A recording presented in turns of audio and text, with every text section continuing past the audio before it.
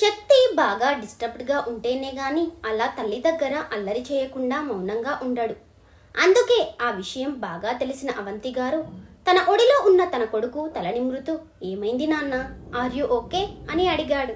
శక్తి తన తల్లి ప్రశ్నకు అప్పటి వరకు అతుల్య విషయంలో బాధపడుతున్నవాడు కాస్త ఆమెకు ఏం సమాధానం చెప్పాలో తెలియక ఇంకాస్త మౌనంగా ఉండిపోయాడు. కానీ ఇదంతా తల్లికి ఆమెను టెన్షన్ పెట్టడం ఇష్టం లేక తన తలని మురుతున్న తల్లి అరచేతిలో ముద్దు పెట్టి, ఏం లేదుమా, జస్ట్ ఏదో కేసు గురించి టెన్షన్ అంతే అనగానే అవంతి గారు నవ్వుతూ శక్తి బుగ్గలు లాగి, నీకు ఇప్పటికీ అబద్ధం చెప్పడం రాదు నాన్న, నా దగ్గర నువ్వు ఈజీగా దొరికిపోతావు. అయినా నువ్వు నాకు చెప్పకూడదు అనుకున్నావు అంటే దానివల్ల నేను డిస్టర్బ్ అవ్వకూడదు అనుకుంటున్నావు. అందుకే నేను నిన్ను స్ట్రెస్ చేయట్లేదు. పద భోజనం చేద్దాం, ఇప్పటికే చాలా లేట్ అయిపోయింది అంటూ శక్తిని డైనింగ్ టేబుల్ దగ్గరికి తీసుకెళ్లి అతను మూడౌట్లో ఉండగా సరిగ్గా భోజనం చేయడు అని అవంతి గారికి బాగా తెలుసు కాబట్టి ఆమె స్వయంగా తినిపిస్తుంటే కాదనకుండా తినేసి, గుడ్ నైట్ మా అంటూ తొందరగా తన రూంలోకి వెళ్ళిపోయాడు శక్తి. శక్తి అలా వెళ్ళగానే అవంతి గారు మనోహర్ గారి ఫోటో చూస్తూ, వాడెందుకో చాలా బాధపడుతున్నాడండి, కానీ ఆ విషయం నాతో షేర్ చేసుకోలేకపోతున్నాడు. అసలు దేని గురించి అంతగా బాధపడుతున్నాడో తెలియట్లేదు. ఒకవేళ నిజంగానే ఏదైనా కేసు గురించి టెన్షన్ అనుకోవడానికి లేదు. ఎందుకంటే మీకు వాడి గురించి తెలుసు కదా, దేనికైనా సరే ఎంతవరకు ప్రియారిటీ ఇవ్వాలో అంతవరకే ఇస్తాడు అనుకుని నిట్టూర్చి ఆవిడ కూడా తినేసి అన్నీ సర్దిపెట్టి మిగిలిన వర్క్ స్టార్ట్ చేసుకున్నారు. అటు రూమ్లోకి వెళ్ళిన శక్తి అతుల్యని ఫాలో చేయమని తన సబార్డినేట్స్ ఇద్దరికీ పురమాయించడంతో ఆ ఇద్దరూ తమకి నమ్మకంగా ఒక ఇద్దరికి ఆ పని అప్పగించి వాళ్ళ డీటెయిల్స్ శక్తికి ఫార్వర్డ్ చేసి విషయం చెప్పడంతో అంతా చెక్ చేసిన శక్తి కాస్త ప్రశాంతంగా ఫీల్ అయ్యి సాయంత్రం తను చూసిన అతుల్య కళ్ళనే గుర్తు చేసుకుంటూ, నీ కళ్ళల్లో ఆ కలవరానికి సరైన కారణం తెలియాలి. ఆ రోజు దానికి కారణం అయిన వాడిని ఊరికే వదిలిపెట్టను బంగారం. అసలు నువ్వు పెయిన్ తీసుకుంటున్నావేమో అన్న ఆలోచన కూడా నా మనసు భరించలేకపోతుంది. నిన్ను చూడాలి, ప్రేమగా దగ్గరికి తీసుకుని నీకు నేనున్నాను అని ధైర్యం ఇవ్వాలి అనిపిస్తుంది. నిన్ను వెంటనే కలవాలి అని కూడా ఉంది. కానీ అప్పుడే కాదు బంగారం, దానికి ఇంకాస్త టైం ఉంది. ముందు నీకు నేనున్నాను అన్న నమ్మకాన్ని బలంగా కలిగించాలి. అప్పుడే నాలో దాగున్న ఆ అల్లరోడిని బయటకు తెచ్చేది అని నవ్వుకుని ఇంతలో స్టేషన్ నుండి కాల్ రావడంతో లిఫ్ట్ చేసిన శక్తికి అటువైపు నుండి కానిస్టేబుల్, సార్, ఇక్కడ కొంతమంది లోకల్ రౌడీలు స్టేషన్ మీద పడి గొడవ చేస్తున్నారు అనగానే అప్పటి వరకు మూడౌట్ ఉన్న శక్తి కోపంగా, నేను ఇప్పుడే వస్తున్నాను అంటూ వెంటనే బైక్ కీస్ తీసుకుని అవంతి గారికి, పనుంది మా, నువ్వు లాక్ చేసుకో, నా దగ్గర స్పేర్ కీ ఉంది అనేసి తొందరగా స్టేషన్కి బయలుదేరాడు. శక్తి 15 నిమిషాల్లో స్టేషన్కి చేరుకునేసరికి 20 మంది కండలు తిరిగిన దున్నల్లా ఉన్న రౌడీలు స్టేషన్ బయట ఉన్న సామాను, పోలీస్ వెహికల్స్ అన్ని ధ్వంసం చేసి స్టేషన్లోకి చొరబడడానికి ప్రయత్నిస్తూ వాళ్ళకి అడ్డొచ్చిన పోలీసులను గాయపరుస్తూ ఇష్టం వచ్చినట్టు ప్రవర్తిస్తూ ఉన్నారు. అక్కడ జరుగుతున్నదంతా చూసిన శక్తి కోపంగా తన కాళ్ళ దగ్గర పడున్న పొడవాటి లాఠీ తీసుకుని అక్కడి నుండి దొరికిన వాడిని దొరికినట్టు చితక్ కొడుతూ తన దారి క్లియర్ చేసుకుంటూ స్టేషన్ గుమ్మంలో అడుగు పెట్టడానికి దాదాపు 20 నిమిషాలు పట్టింది శక్తికి. శక్తి స్టేషన్ గుమ్మంలో అడుగు పెట్టగానే ఒక కానిస్టేబుల్ వెళ్లి కుర్చీ తెచ్చి వేయగానే శక్తి అందులో కూర్చుని కాలు మీద కాలు వేసుకుని లాఠీ మీద మోచేతిని ఆనించి ఆ స్టేషన్ ఫ్రంట్ ఏరియా అంతా కుప్పల్లా పడున్న ఆ దున్నల్లాంటి రౌడీలను చూస్తూ, ఏంట్రా, ఇంకా మీలో ఎవరికైనా ఓపిక ఉంటే రండి చూసుకుందాం అన్నాడు తాపీగా. ఆ మాటకి వాళ్ళు శక్తి కొట్టిన పిచ్చ కొట్టుడికి ఒళ్ళు పులిసిపోయి, అమ్మోయ్ బాబోయ్ అని మూలుగుతూ నొప్పులు పడుతూ శక్తి మాటలకి భయంతో ఇంకాస్త బిగిసిపోయి, మీరు ఇక్కడ లేరని తెలిసి వచ్చాం సార్, కానీ ఒక ఫోన్ కొడితే వచ్చేంత దగ్గరలో ఉన్నారు అని తెలిస్తే ఖచ్చితంగా వచ్చేవాళ్ళం కాదు అని వాళ్ళలో ఒకడు నసుగుతుంటే శక్తి తనకి దగ్గరలో ఉన్న కానిస్టేబుల్కి సైగ చేయడంతో అతను ఒక్క ఉదిటిన ఆ మాటలు అన్న రౌడీని లాక్కొచ్చి శక్తి ముందు పడేశారు. శక్తి తన చేతిలో ఉన్న లాఠీతో ఆ రౌడీ గడ్డం పైకి లేపి, అసలు మీరు ఇక్కడికి ఎందుకు వచ్చారు, దేనికోసం వచ్చారు అని బేస్ వాయిస్లో ఆ ప్రశ్నకి ఆ వాయిస్లోని గాంభీర్యానికి వాడు తడబడుతూనే, అంటే సార్, అది సాయంత్రం మీరు అరెస్ట్ చేసిన మా వాళ్ళని వాళ్ళతో పాటు దొరికిన డ్రగ్స్ పట్టుకుని పోదాం అని వచ్చాం అనగానే శక్తి వెంటనే వాళ్ళందరినీ అరెస్ట్ చేసి లోపల పడేయమని చెప్పి ఉదయాన్నే ఇంకో కోటింగ్ స్టార్ట్ చేయమని చెప్పి తను తిరిగి ఇంటికి వెళ్ళిపోయాడు. ఇంటికి వెళ్ళిన శక్తి తను డీల్ చేస్తున్న మారన్ కేసులో తను నమ్మే ఆ ఇద్దరు సబార్డినేట్స్కి కాన్ఫరెన్స్ కాల్ చేసి చాలాసేపు వాళ్లతో మాట్లాడి వాళ్ళిద్దరికీ 2 పనులు అప్పగించి జాగ్రత్తగా డీల్ చేయమని చెప్పి పెట్టేసి కాస్త తనకి వర్క్ ఉండిపోతే అది చేసుకుని ఎప్పటికో గానీ నిద్రపోలేదు శక్తి. ఉదయాన్నే రెడీ అయ్యి స్టేషన్కి వెళ్ళబోతున్న శక్తికి అవంతి గారి కార్ ఇంకా రిపేర్ కాలేదు అని తెలియడంతో ఆవిడను తీసుకెళ్లి కాలేజ్లో డ్రాప్ చేసి చుట్టూ ఎక్కడా అతుల్య జాడ తెలియకపోవడంతో నిన్ను తప్పకుండా సాయంత్రం కలుస్తాను బంగారం, గెట్ రెడీ అనుకుని అక్కడి నుండి తొందరగా స్టేషన్కి చేరుకున్నాడు. ఇటు మన అతుల్య నైట్ కూర్చున్న చోటే నిద్రపోయిన అతుల్యని ఉదయం సూర్యకిరణాలు మొహం మీద పడి డిస్టర్బ్ చేయడంతో టైం చూసుకుని ఎప్పుడూ లేనిది ఇంతసేపు ఎలా పడుకున్నానా అని కంగారుగా రెడీ అయ్యి కాలేజీకి బయలుదేరింది అతుల్య. క్లాస్లో కూర్చుంది అన్న మాటే గాని ఎందుకో ఎప్పుడూ లేనిది లేట్గా నిద్ర లేచిన మనసంతా ఏదో తెలియని ప్రశాంతత మాత్రమే కాదు, తన చుట్టూ ప్రపంచం కొత్తగా హాయిగా అనిపిస్తుంటే ఉదయం నుండి అదే వైబ్లో ఉండిపోయింది అతుల్య. మధ్యాహ్నం లాస్ట్ పీరియడ్ క్లాస్ లేకపోవడంతో ఇక డైరెక్ట్గా లైబ్రరీలో తన మకాంకి వెళ్ళిపోయింది. తను వెళ్ళేసరికి అక్కడ అవంతి గారు తన కోసమే వెయిట్ చేస్తూ కనిపించడంతో వెనక నుండే అమ్మా అంటూ ఆవిడ మెడ చుట్టూ చేతులేసి ఏంటిమా ఈరోజు ఇలా నా కోసం వెయిట్ చేస్తున్నావు అని అడిగింది. వీళ్ళు మాట్లాడుకుంది కలుసుకుంది తక్కువే అయినా వీళ్ళ మధ్య అచ్చం తల్లి కూతుర్ల లాంటి బంధమే ఉంది. అందుకే ఇద్దరి మధ్య అంత చనువు ఏర్పడింది. అతుల్య ప్రశ్నకు అవంతి గారు నవ్వుతూ అలానే చూస్తూ ఉండిపోయారు కానీ ఏం మాట్లాడకపోవడంతో అతుల్య ఆవిడను కదిపి ఏంటిమా ఏమైంది అని అడగగానే ఆమె ఏం లేదురా నిన్ను మళ్ళీ కలుస్తాను బాయ్ అంటూ కాస్త ముందుకు వంగి ప్రేమగా అతుల్య నుదుటిపై ముద్దు పెట్టి ఆమెతో తెచ్చిన క్యారేజ్ హల్వా బాక్స్ అతుల్య చేతిలో పెట్టి అవంతి గారు అక్కడి నుండి వెళ్ళిపోయారు. నిజానికి అవంతి గారికి అతుల్యను కలిసిన మరుక్షణమే ఆమెను తన కోడలిని చేసుకోవాలి అని చాలా ఆశపడ్డారు. అలా ఆశపడడానికి కారణం అతుల్య ఇక జీవితాంతం ఆమె కళ్ళెదుటే శక్తితో సంతోషంగా ఉంటుంది అని అనుకున్నారు. కానీ శక్తి ఎవరినో ఇష్టపడ్డాను అని చెప్పేసరికి అవంతి గారికి బాధగా అనిపించిన కొడుకు మనసుని బాధ పెట్టడం ఇష్టం లేక శక్తికి అడ్డు చెప్పలేకపోయారు. కానీ ఆమె మనసులో అతుల్యని కోడలిని చేసుకోలేకపోతున్నానే అన్న బాధ మాత్రం అలానే ఉండిపోయింది.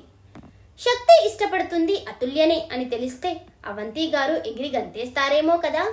అవంతి గారు వెళ్ళిన వైపే చూస్తూ ఉన్న అతుల్యకి తన వైపే ఫార్మల్ వేర్లో స్టైల్గా ఉన్న శక్తి వస్తువు కనిపించగానే ఎవరురా నువ్వు, ఎందుకు పదే పదే ఇలా కనిపిస్తున్నావు అని లోపలే అనుకున్నాను అనుకుని బయటగే అనేసింది. అది కూడా శక్తి కనిపించడం తన భ్రమ అనుకుని. కాస్త తమిళ్ టచ్ ఉన్న శక్తి అప్పటికే అతుల్య దగ్గరికి రావడంతో ఆమె మాటలకి నవ్వుకుంటూ పర్లేదు నా బంగారం నన్ను నోటీస్ చేసింది అనుకుంటూ తన కళ్ళకున్న గ్లాసెస్ తీసి టేబుల్ మీద పెట్టి అతుల్యని చూసి నవ్వుతూ ఏంటి బంగారం నా గురించే ఆలోచిస్తున్నావా అని అడిగాడు. శక్తిని చూడగానే ఏదో ట్రాన్స్లోకి వెళ్ళిపోయిన అతుల్య అతను అలా మాట్లాడడం కూడా తన భ్రమే అనుకుని తనకి తెలియకుండానే నువ్వెందుకు ఇంత క్యూట్గా ఉన్నావు అని అడిగింది తన అమాయకమైన కళ్ళను తటపటలాడిస్తూ. అతుల్య ప్రశ్నకి శక్తి చిన్నగా బ్లష్ అవుతూ తనలో తానే నవ్వుకుంటూ ఉండిపోయాడు. అతన్ని ఏదో అద్భుతం చూసినట్టు అలానే చూస్తూ ఉండిపోయింది అతుల్య. కానీ శక్తి నవ్వుతున్నప్పుడు పడే బుగ్గ సొట్టలు చూస్తూ నీ బుగ్గలు చూస్తుంటే కొరికేయాలి అనిపిస్తుందిరా అనగానే ఆమె నుండి ఆ మాటలు అస్సలు ఎక్స్పెక్ట్ చేయని శక్తి షాక్తో కళ్ళు పెద్దవి చేసి చూస్తూ ఆ మాటలేంటే బంగారం, చూడడానికి అమూల్ బేబీలా సాఫ్ట్గా ఉన్నావు, మరి అవేం మాటలే నాకే సిగ్గుగా ఉంది అంటూ ముడుచుకుపోతుంటే శక్తి మాటలకి అతని చేష్టలకి జీవితంలో మొదటిసారి అతుల్య మనస్ఫూర్తిగా గట్టిగా కళ్ళల్లో నీళ్లు తిరిగేలా నవ్వడం మొదలుపెట్టింది. అతుల్య అలా నవ్వడంతో శక్తి ఆమె కల్మషం లేని స్వచ్ఛమైన చిరునవ్వుని మురిపెంగా చూస్తూ నీ పెదాల మీద ఆ నవ్వే నీకొక పెద్ద అసెట్ బంగారం, నువ్వెప్పుడు అలానే నవ్వుతూ ఉండాలి అనగానే అతుల్య నెమ్మదిగా నవ్వడం ఆపి తలదించుకుని నేను ఇలా నవ్వడం ఫస్ట్ టైం తెలుసా, అసలు ఇప్పటి వరకు ఉన్నది నేను కాదు, కానీ ఇలా ఉంటే నాకు చాలా నచ్చింది అని ఆగిపోయింది. ఆ మాటలకి శక్తి అదే చిరునవ్వుతో నాకు కూడా నేను ఇలా చూస్తుంటే కొత్తగా ఉంది కానీ చాలా బాగుంది. అవును, ఎప్పుడు చూసినా నువ్వు ఇలా బుక్స్లోనే మునిగి తేలుతూ ఉంటావా, లేకపోతే బయట ప్రపంచంతో కూడా ఏదైనా సంబంధం ఉందా అని అడిగాడు. ఆ ప్రశ్నకి అతుల్య చిన్న చిరునవ్వు నవ్వి ఊరుకుంది. అసలు శక్తి తన దగ్గరున్నంతసేపు తన లైఫ్ స్టైల్ని పూర్తిగా మర్చిపోయిందామె. అతనితో మాట్లాడుతుంటే తనకి ఈ ప్రపంచమే కొత్తగా అనిపిస్తుంటే ఆ ఫీల్ని మరింత కొత్తగా ఆస్వాదిస్తోంది. అతుల్య మౌనంగా తన కళ్ళల్లోకి చూస్తూ ఉండడంతో శక్తి బ్లష్ అవుతూ, ఏంటి బంగారం, మరీ అంతగా నచ్చేశానా? నా నుండి చూపు కూడా తిప్పుకోవట్లేదు అని అడగడంతో అతుల్య ఆర్తిగా శక్తి కళ్ళల్లోకి చూస్తూ, నువ్వు నాతోనే ఉండిపోవచ్చు కదా అని అడిగింది. పాపం అదంతా తన భ్రమ అనుకుని ఆ భ్రమలోని ఇన్నాళ్ళు తను గడిపిన ఒంటరితనానికి శక్తి ఊరటను ఇస్తుంటే అతని సాన్నిధ్యం మరింత కోరుకుంటుంది ఆమె మనసు. ప్రస్తుతానికి ఆమె ఆలోచన ప్రకారం ఇదంతా భ్రమ కాబట్టి శక్తి ఎప్పటికీ తనతోనే ఇలా ఊహలో అయినా తోడుగా ఉండాలి అని ఆమె సున్నితమైన మనస్తత్వం కోరుకుంటుంది. అతుల్య అలా అడిగేసరికి శక్తి నవ్వుతూ, నా ఆఖరి శ్వాస వరకు నీలోనే ఉంటాను బంగారం అనేసరికి ఆ మాటకి అతుల్య భావోద్వేగంగా తన ఎదురుగా టేబుల్ మీదున్న శక్తి చేతులు పట్టుకుంది. అంతే, ఆ క్షణం శక్తి స్పర్శ తెలియడమే కాదు, అతని స్పర్శ తన నరనరాలను స్పందించేలా జర్క్ ఇవ్వడంతో షాక్తో ఒక్కసారిగా లేచి నిలబడి బొమ్మలా నిలబడిపోయి శక్తిని అలా చూస్తూ ఉండిపోయింది.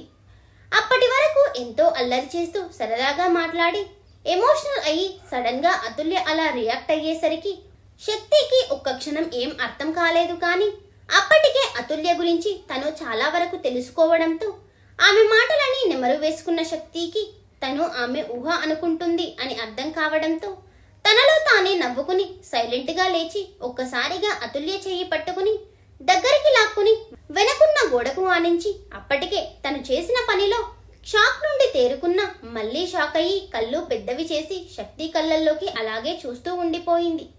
శక్తి తను చేస్తున్న పనికి అతుల్య హావభావాలు గమనిస్తూ ఒక చేతిని నెమ్మదిగా ఆమె నడుం మీదకి పోనిచ్చి మరొక చేత్తో అతుల్య ముంగురులు సరిచేస్తూ, ఏంటి బంగారం, ఇప్పటిదాకా నన్ను నీ భ్రమ అనుకున్నావా అని అడగగానే అతని స్పర్శకు మైమరపుగా అవును అని తలాడించింది అతుల్య.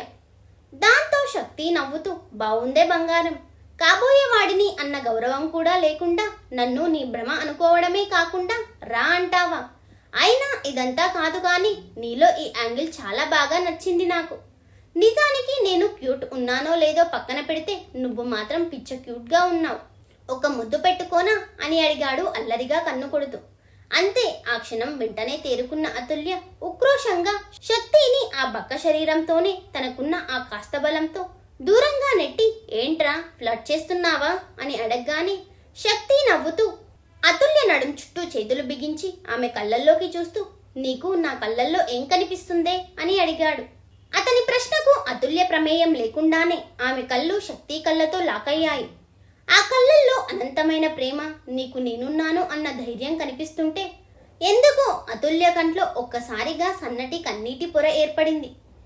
కానీ అంతలోనే తన పరిస్థితి, తన లైఫ్ స్టైల్, ఆ లైఫ్లో ఉన్న రూల్స్, రెస్ట్రిక్షన్స్ అన్నీ గుర్తురాగానే ఈసారి శక్తిని బలంగా తన నుండి దూరంగా నెట్టి ఎర్రటి కళ్ళతో కోపంగా చూస్తూ, అసలు ఎవర్రా నువ్వు, నీ ఇష్టం వచ్చినట్టు బిహేవ్ చేస్తున్నావు, అసలు నేనెవరో తెలిసే నన్ను టచ్ చేశావా, బ్రతకాలని లేదా నీకు అని అడిగింది ఆవేశంగా. ఆమె కంట్లో మాటల్లో కోపం ఆవేశం కంటే బాధ భయమే ఎక్కువ కనబడడంతో శక్తి సున్నితంగా అతుల్య మొహంని తన చేతిల్లోకి తీసుకుని, నా పేరు శక్తి రాఘవేంద్ర, నేను నిన్ను ముద్దుగా బంగారం అని పిలుచుకున్నట్టు నువ్వు నన్నెలా పిలిచినా పలుకుతాను బంగారం.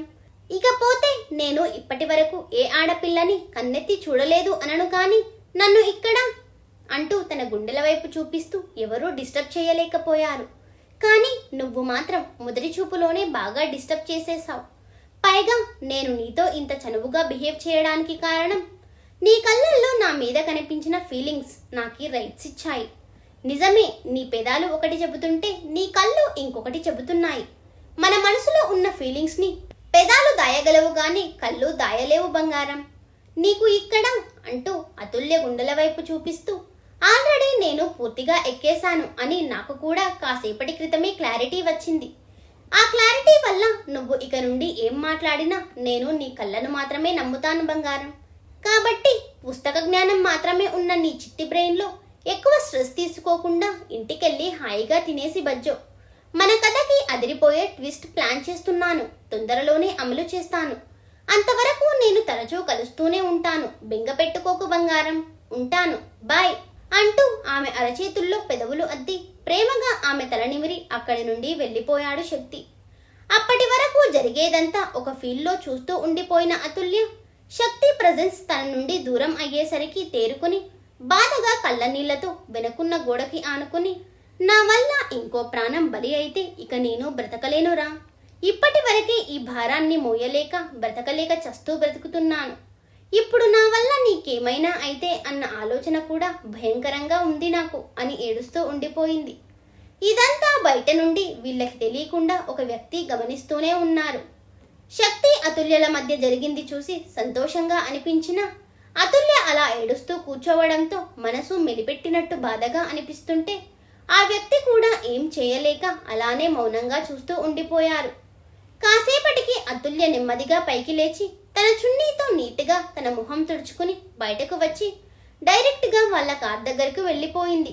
ఇటు శక్తి బయటకు వచ్చేసరికి తన బైక్ దగ్గర చేతులు కట్టుకుని నిలబడ్డ తల్లిని చూడగానే తింగరిగా ఒక నవ్వు నవ్వుతూ, అంటే అది నీ కోడలిని చూద్దాం అని ఏదో అలా వెళ్ళాను అవంతి అనగానే అవంతి గారు నవ్వుతూ, ఏమంటుంది నా కోడలు అని అడిగారు. దాంతో శక్తి నవ్వుతూ, అదేమంటుందమ్మా, అసలే పుస్తకాల పురుగులా ఉంది. కానీ నేను తన ముందుకెళ్ళాక మాత్రం నాకు ఊహించని షాక్లే ఇచ్చిందిలే అని అతుల్య భ్రమ అనుకుని అన్న మాటలు గుర్తు చేసుకుని చిన్నగా బ్లష్ అయ్యాడు శక్తి. కొడుకులో ఆ యాంగిల్ చూసి అవంతి గారు మురిసిపోతి, సరే చేసిన వాళ్ళది చాలు కాని పద అనడంతో తల్లిని తీసుకుని ఇంటి దగ్గర డ్రాప్ చేసి తను స్టేషన్కి వెళ్ళిపోయాడు. నిన్న శక్తి గట్టిగా ఒక కోటింగ్ ఇచ్చి స్టేషన్లో పడేసిన వాళ్ళని రిలీజ్ చేయించడానికి ఆ ఏరియాలో ఒక బిజినెస్ మ్యాన్ లాయర్తో రావడంతో శక్తి అతన్ని అనుమానంగా చూస్తూ, ఇంతకీ వాళ్ళకి మీకు ఏంటి సంబంధం అని అడిగాడు శక్తి.